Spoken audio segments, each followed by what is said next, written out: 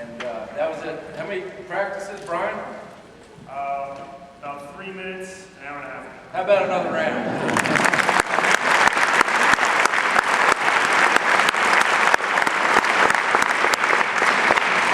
No, Craig, this is not vodka up here. I'll make sure you're all. Trombones used to use that in their slides in the wintertime to keep their slides from not freezing. Little secret. They're back here saying something I can't repeat. What a testament to a guy that's just an incredible guy. To see all of you out here in tribute to this incredible guy that I just think is one of our best buddies. It's just incredible to see. Thank you, Dawn, for asking me to say a few words tonight. It's an honor to be asked by Dawn and the family to attend and also to be a speaker. I really appreciate it. As being the oldest drum major under Jim's command, now you know who I am. I guess that's why they wanted me to go first, as they were afraid I'd have to take a nap during the concert. And I would never make it to the end. So, I really don't have a lot to say. It's just that my wife made me not wear my glasses today, and I had to make a big print. So, it's only 46 pages instead of 10. Laura Fletcher Lord and Brian Fraser and Brian, help me out. I knew they would come through, and that was without practice. And Randy East, thank you so much for all that you put together for this. Delaney High just came through like crazy on this issue, and they are the ones that put this together, not the old dudes in Westminster, but the Delaney High people are the ones that put this together, and I think they deserve a big round of applause.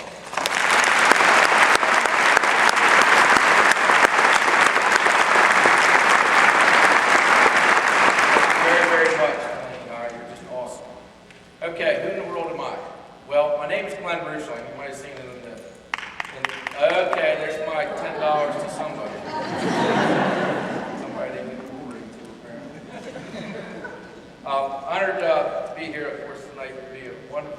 Jim made a wonderful life change with me. I became drum major for Jim in 1978. I heard too many snickerings. 2 or 3 would have been appropriate. 78 to 79, and then of course 79 to 80. I was the drum major for Jim, and that's not what I look like, by the way, over there. I was honored to be Jim's drum major. He was the person that started me in my career, changing my life forever, as these students and also the people out here in the audience can also testify. Those of you that know, I ended up being a state trooper, retired as a state trooper. And I think I finally figured it out. Some band members said, well, after high school, you had to figure out who in the world you were going to yell at the rest of your life. So you had to get to be a state trooper, and I think that's what it was. So that's what I did. And I really began in 1978 under the direction of a little less than 200 band members, yelling and screaming and trying to get everybody in order, so that was the reason. Now the stories. Now I said stories plural, and there's probably people shuddering out there, but I was told to just tell one story. So I had to pick. It took me forever to pick one story, so I cheated a little bit and threw in a couple side stories. So it's really one big story, but there are side stories, okay? Jim had a big influence on what I did. I can't see a single thing no matter what, how many systems anyway. They're not giving up back here. I wish you could hear. And I also was told by my wife to keep it G-rated because it's good, of course. And Jim was the influence he had. I have to read this now. I was asked to just find one, the best story that best describes Jim and the influence he had on the band. Not under the influence, but the influence. I just want to make sure we get this right. I was told by many people during this break that we've had, trying to remember Jim, of all kinds of stories. I had to just pick one. It was very difficult back in my band days. So it starts like this. I remember one cold day here at Westminster High School, probably 1978, December, maybe the early January '79. I got in the band and met with Jim to find out what the directions were for that day. It was freezing out.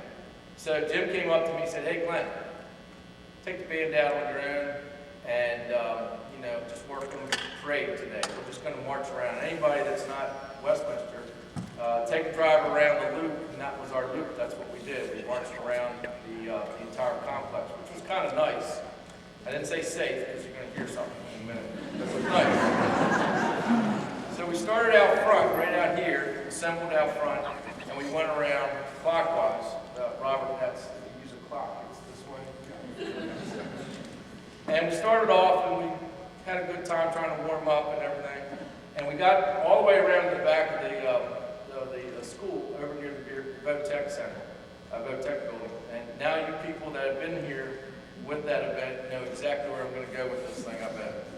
We were so disciplined back then that we had chants. We would disrupt the school that was going on.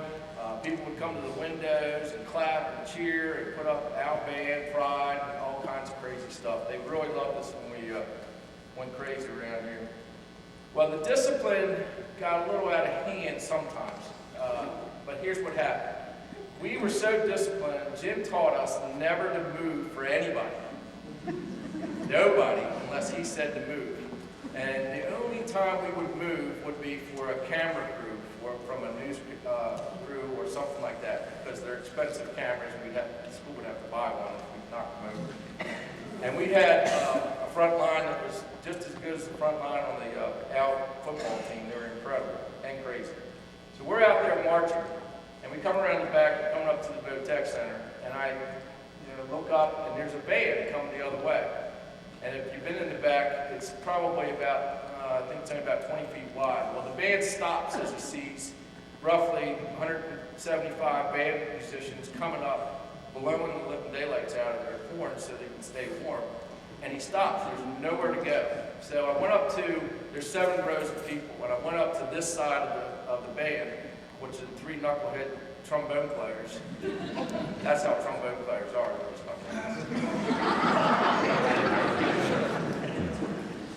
The ones that didn't know I played trombone. I also play drums, right, Mike? That's right. Anyway, I went up to them and said, "We're not moving. He's going to have to move. He's on our turn." Their eyes got this big. So up they come, all 3 rows of the band of the 7, march right up to the front bumper of this band. The rest of the band continues. 4 lines come this way. About when the drum line comes past the driver's door of the band, the driver decides to throw it into reverse very quickly, not seeing the car that is directly behind him.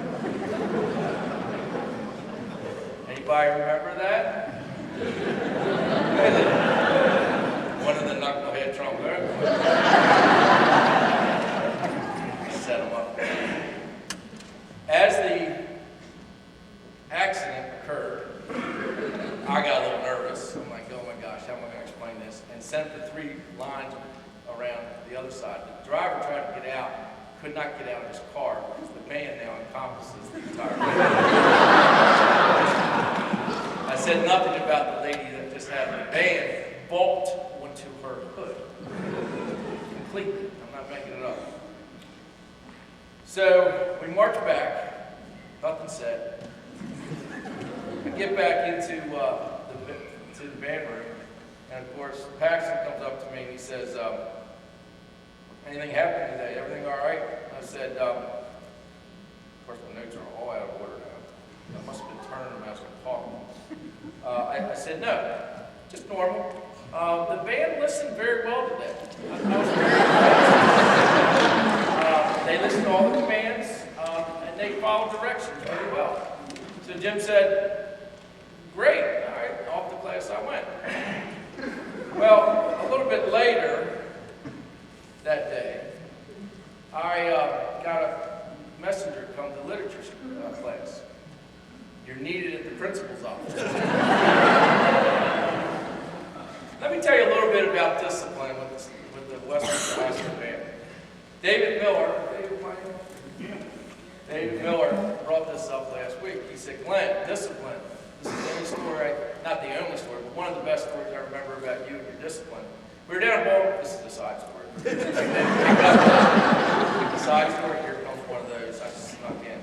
He said, we were down in Baltimore City one time in a parade, and for some reason the float broke down, or they were cleaning up poop from a horse or something. And the entire, parade stopped. So we're marking time. It's a long parade. Paxton comes up to me and says, hey, listen, stop. This is going way too long. Let's let them get a break and go to it at ease, or a parade rest. So they all go to parade rest. I'm at parade rest, and this cop comes up to me. Didn't know I was going to be a trooper at that time. Baltimore City cop comes up to me, and he stands and he comes up to this, I think it was this side. David probably remembers it more than I do, better than I do. He says, sorry, sir, can you move? We're going to let the traffic go while you're waiting for the parade to continue. No response. Sorry, sir. Can you move? You're the only one in the way. We're trying to... No response. So the cop goes up to Paxton and he goes, can you get your drum major to move out of the way? We're getting ready to put traffic through here. So Jim, with this smirky smile, we all know, he comes up and goes, cop wants you to move.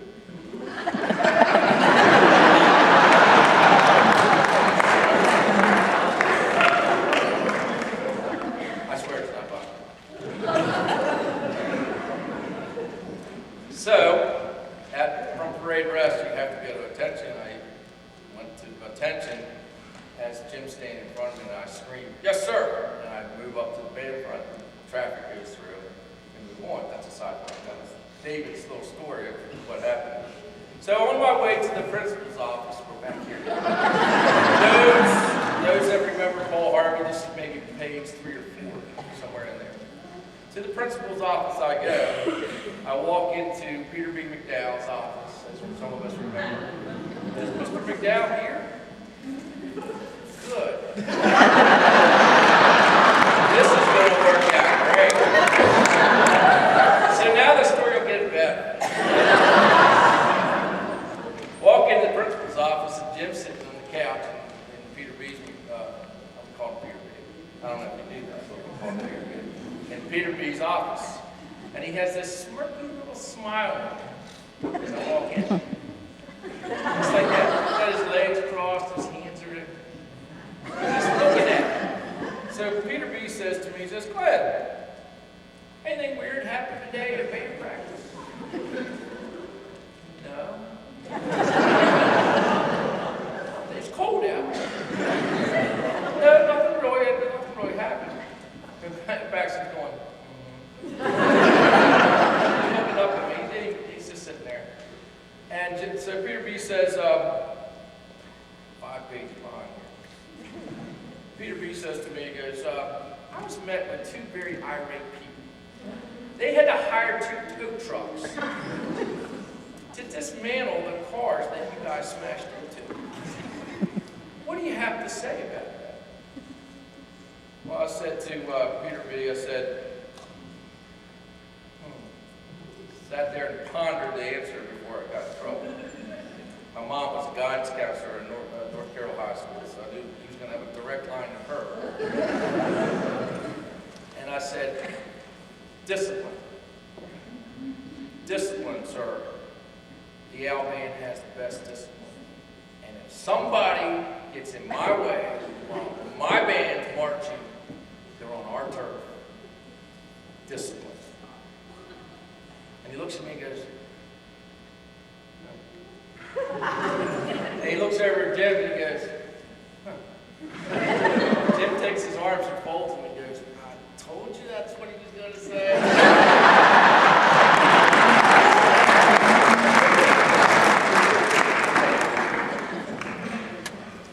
So if that's not a sign of discipline, what Jim brought to us, I don't know what is. The drum majors that are here know that he demanded discipline. He demanded discipline in us. He demanded the confidence in us. He got the confidence, respect out of us. He demanded the leadership skills that he taught us. And we all know that. We all know that. Look at these people up here. Because I couldn't play after all those years. And I've known Jim, I met him 34 years ago. So it's just an incredible story to think about this incredible man. In closing, that gives 10 more minutes. Somebody said, jeez, I heard it. Those that know him, we spent a lot of time together. Jim and I did at the band room and band music and away from music. In fact, when we first seen Jim at the Dove House on Monday night before he passed that week, and knowing that I was a retired trooper, I walked in, and Don was there as well, and I walked in, and I don't know if you remember Don, he saw me, grabbed my hand, and his first comment to me was, Glenn, are all the statute of limitations over that we were involved in? I said, I think so. So on February 18th, I received some sad calls, some people calling me. The calls came flying out, as we all know. Kelly Thomas, Chavaki, my drumming buddy, Mike Shipley, my sister Karen Grismeyer is married to the Dove House. And quickly, this is an interesting thing that you've heard about probably. I want you to hear the inside part of the Dove House that night. Monday night, Monday? Whew, that was a good guess. Quickly, Robert Grismeyer, Sandy, and David Miller quickly put together a small band for about 10 people. We were able to practice in a small assembly room that they got permission from the Dove House people to have us practice. They had music. They went to the municipal band and got snare drums. I saw like 400,000 notes that I couldn't play, but these guys just did. And Mike Shipley had to put up with my snare drumming, and he and Steve. We put together this band very quickly, and we played one of the songs I know the Westminster people here would know. This is Spaniard, one of the incredible, very, very emotional kind of songs, one of his favorite songs that we did. We walked over to a little courthouse, I'm thinking back in the day, right? Courtyard, right outside of Jim's, his room on the first floor. They had two doors, French doors. And he opened up the French doors, and we started playing the Spaniard, directed by Delaney's finest, Laura. Isn't that cool where you pull Delaney and Westminster together? And our drum major was Laura Fletcher. Unbelievable. The sound that came out that night was just, what? Heavenly, right? Just incredible. It felt like you were on the field, you were playing for the first time or second time, just back in the day. What a tribute to a person that inspired all of us. What a tribute to have his wit with him, his humor with him, and to understand clapping along, putting thumbs up from his bedside. Unbelievable time. Hands together, just absolutely having a great time. And Karen had us come into his room, pack the room. Many of these band members. We went in the room, we all held hands. And Jim was just delighted, smiling, making fun of Robert because he can't march. No lie, right, Don? Just unbelievable wit. Just absolutely incredible. We sat there very briefly and talked. We held hands, and then backwards here.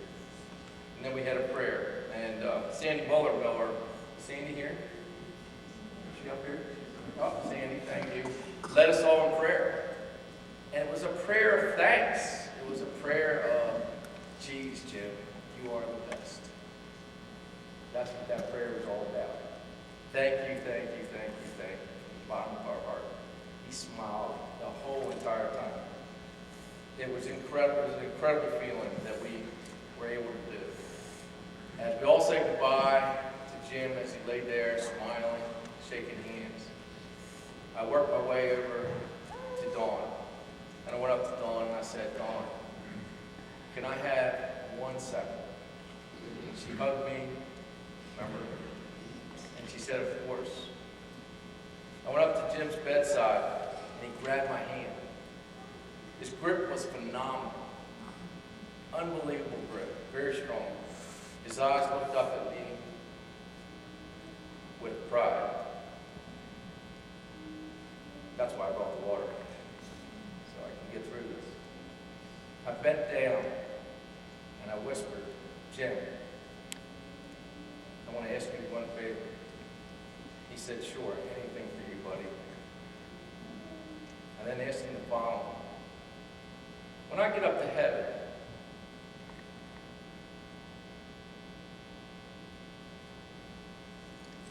will you save me a spot as one of your drum majors? He replied with a big smile and said, of course I will, buddy. Of course I will. Then he squeezed my hand even harder. Unbelievable. And he said this to me 2 times. I'll try to get through it. Quote, we will all play together again someday, buddy. We will all play together someday. Buddy. With that, I kissed the forehead of one of my heroes. And I told him, I said, we all love him. He smiled back like Jim can do. Strong, big smile, big eyes, and said, I know, buddy, I know. As I started to leave, he wouldn't let go of my hand. He just wouldn't let go. Remember that, Dawn? I almost had to pry his fingers off so I could give his family some more time. His grip was as tight as ever. He had a hard time letting go of my hand, just like we all had a hard time letting go of one of our buddies. One of our buddies in life, and now a best buddy forever. I would like to conclude this 5-minute speech, by the way. Never did listen really well. My dad's here too. It's terrible. His sermons are just as long, trust me. I'd like to leave with this, with the following quote from our 41st president, George Herbert Walker Bush.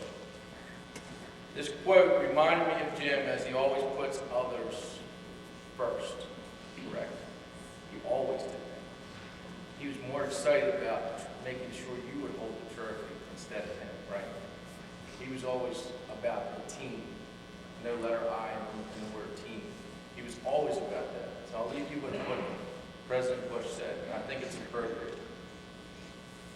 When things go well, give credit to those around you. That's Jim. We all love you, Jim. Until we play again.